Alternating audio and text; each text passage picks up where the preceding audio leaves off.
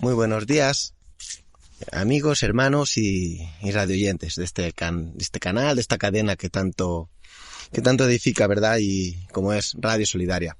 De nuevo estoy aquí, de nuevo tengo el privilegio de poder compartir con ustedes a modo de devocional pues un pensamiento y en el día de hoy la verdad que muy importante porque hoy vamos a hablar de Getsemaní. Cuando oímos este nombre, ¿verdad? Se nos viene a la mente un episodio pues muy importante, quizás el episodio más duro, ¿no? En la vida de nuestro Señor Jesús. Y la verdad que seguro que lo hemos leído, seguro que lo hemos escuchado, lo hemos visto en películas, este momento, y la verdad que siempre impacta. Hoy quiero que Dios quiere que hoy nos fijemos muy bien en Jesús, en este momento, ¿no? En su Hijo. Porque hoy Dios te dice, presta atención y mira a mi Hijo.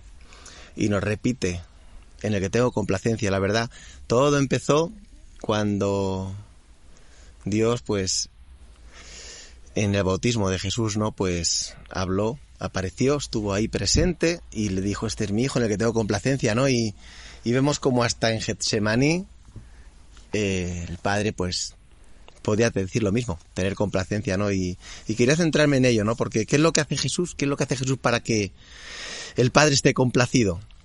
Vamos a leer y prestar atención, ¿no? En Getsemaní. Podríamos leer, ¿verdad? En Mateo, el capítulo 26, del 36 al 46, son fáciles de recordar, ¿no? Del capítulo 26 de Mateo, del 36 al 46, ¿no? Y lo podemos leer, pero yo antes quería poner un poco el contexto, ¿no?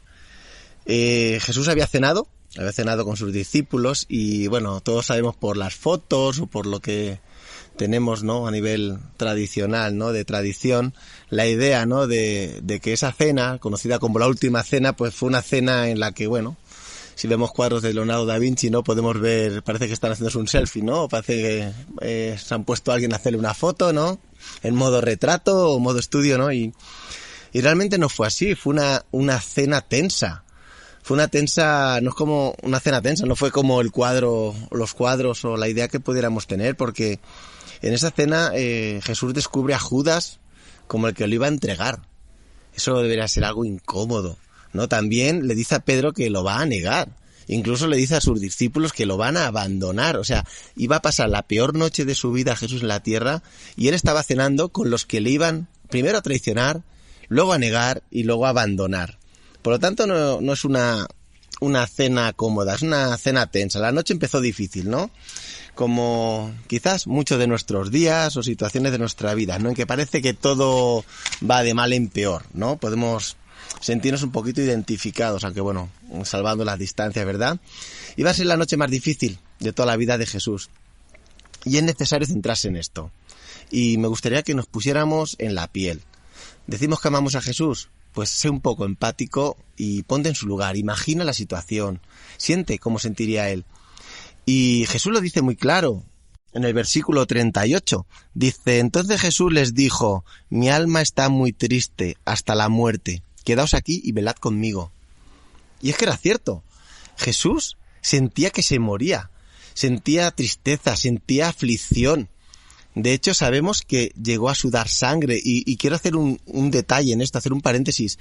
El sudar sangre se conoce a nivel médico como la hematidrosis, que es una reacción del cuerpo en la cual aumenta la frecuencia cardíaca, aumenta la tensión arterial, hay una vasoconstricción a nivel abdominal, bueno, en partes del cuerpo, y esto provoca que hay mucho desplazamiento de sangre y hace que la tensión en los capilares, en los tejidos, sea tan grande que se llegue a perder esa sangre a través de los capilares, de los poros de la piel, y lo que se dice, o sea, perder sangre realmente. Incluso disminuye la presión, o sea, hay una hipovolemia que se llama, puede haber fallo multiorgánico, paro cardíaco, o sea, realmente los tejidos, por la presión, puede haber hemorragias internas. Imaginar la situación, cómo tendría que estar Jesús sabiendo lo que iba a pasar, porque era Dios, y sin dejar de ser hombre, lo que iba a pasar y lo que estaba viviendo. Y cuando Jesús dice, si puede, pasa de mí esa copa, ahí quiero hacer hincapié. Porque él sabía de sobra que iba a la cruz. Y él se sentía muy mal, pero atento, él le pide a su padre que no quiere morir ahí. Cuando yo pienso cuando le dice que pase de mí esta copa, no se refiere a que le libre de lo que iba a venir. No quería morir, él sentía que se moría, pero él quería cumplir su misión de llegar a la cruz, al Calvario, y con ello toda la salvación nuestra. Ahí podemos ver a Jesús realmente como hombre, qué valiente, que le pedía a su padre no morir en ese momento, cuando él sentía que estaba tan triste y tan mal, que sentía que se iba a morir. Él quería llegar a la cruz, quería hacer las cosas bien, en obediencia. Porque precisamente sabemos que le dijo a Pedro, no he de beber esta copa. O sea, él sabía lo que tenía que pasar y lo que quería pasar, pero en este momento él sintió que se moría y por eso le pide al Padre que no muriera en ese momento. ¿Podéis imaginar una situación más difícil, más dura? Getsemaní, de hecho, si buscamos el significado, Getsemaní significa prensa de aceite, el lugar donde se prensa donde se hace el aceite, ¿no? Y es un proceso, la prensa de las aceitunas, vamos a hacer otro paréntesis, que son en 3 partes. Primero se trituran las aceitunas, se machacan y se prensan, ¿no? Y se hacen 3 prensados. En el primer prensado sabemos que sale un aceite muy puro, que es el aceite que se dedicaba para el templo, para Dios. En el segundo prensado se producía también un aceite bastante puro, muy puro, que se utilizaba para los aromas, perfumes. Y el tercero prensado salía el aceite más, digamos, con menos calidad, que se usaba para las lámparas de aceite. Y Jesús estaba en ese momento siendo triturado. Me gustaría que pudiéramos ponernos en ese momento. Sé que no podemos hacerlo, pero ¿cuántas veces nosotros nos sentimos en un Getsemaní? Y nuestros Getsemaní no son nada comparables como el de Jesús. Ni punto de comparación. Pero Jesús hizo algo que nosotros sí podemos hacer en nuestro Getsemaní. Y ahí es donde quiero centrar este devocional. ¿Qué hizo Jesús en su Getsemaní para que nosotros ahora podamos hacer lo mismo en nuestros momentos de trituración, en nuestros momentos de ser prensados? ¿Qué hizo Jesús? Primero, vamos a leer.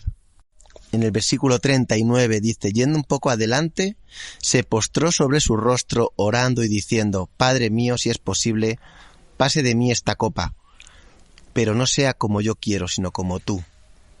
Impresionante. Lo primero que hizo Jesús fue correr al Padre.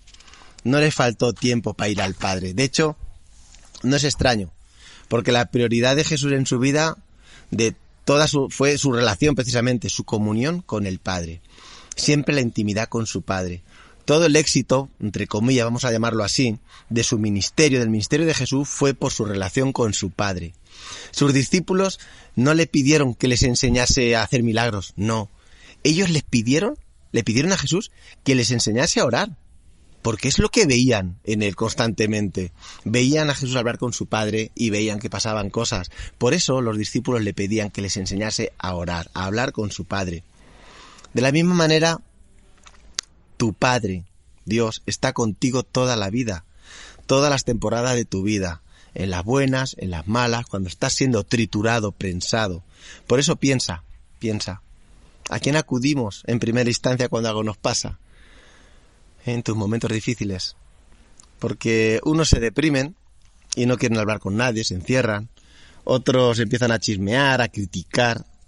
Otros se alejan del camino correcto y porque piensan que no pueden con ello. Pues escucha, tú no te calles ante tu Padre. Jesús le dice, si es posible, haz de mí que pase esta copa. Y Jesús habla al Padre, reconociendo su debilidad, su lado humano, su dependencia del Padre. Jesús necesitaba fortalecerse en su Padre y tú necesitas fortalecerte en tu Padre. Es válido decir a Dios que estás triste, que te sientes débil. Díselo, dile a Dios cómo está tu corazón, pero no te calles con Él, nunca. Eso se llama confianza. Jesús confiaba en su Padre y es lo primero que Jesús nos enseña, que tenía confianza en esa relación íntima con su Padre. Y tú tienes que confiar en Dios.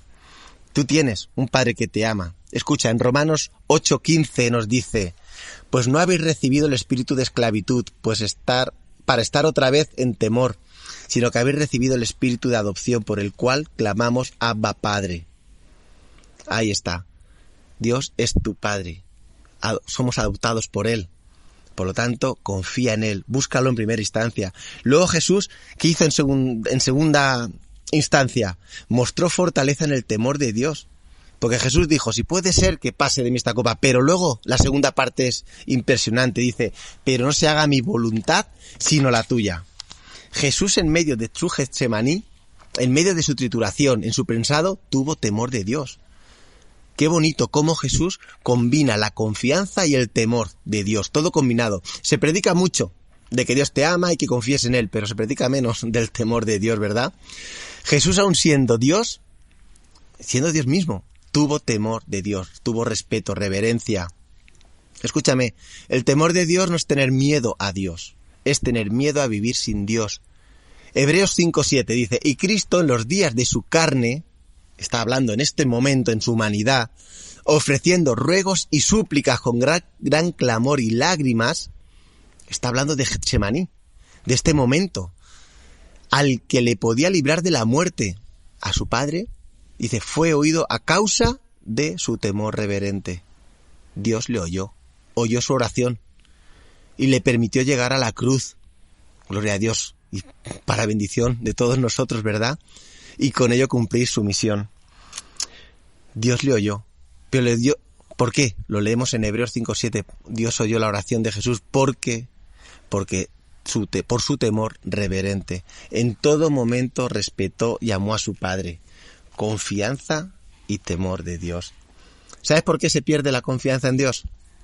Porque primero perdemos el temor de Dios. Es lo que Él quiere. Es lo que Él quiere el enemigo. Con Job lo intentó, le dijo, quítale esto. Y dice, verás cómo como dice, que te va a maldecir en tu cara, creo que dicen las palabras, ¿no? Y Dios le dice, bueno, tírale. Yo sé cómo es Job, ¿verdad? No, nunca perdió el temor de Dios. Por eso escúchame, hoy Dios te dice, puede ser que estás pasando un Getsemaní.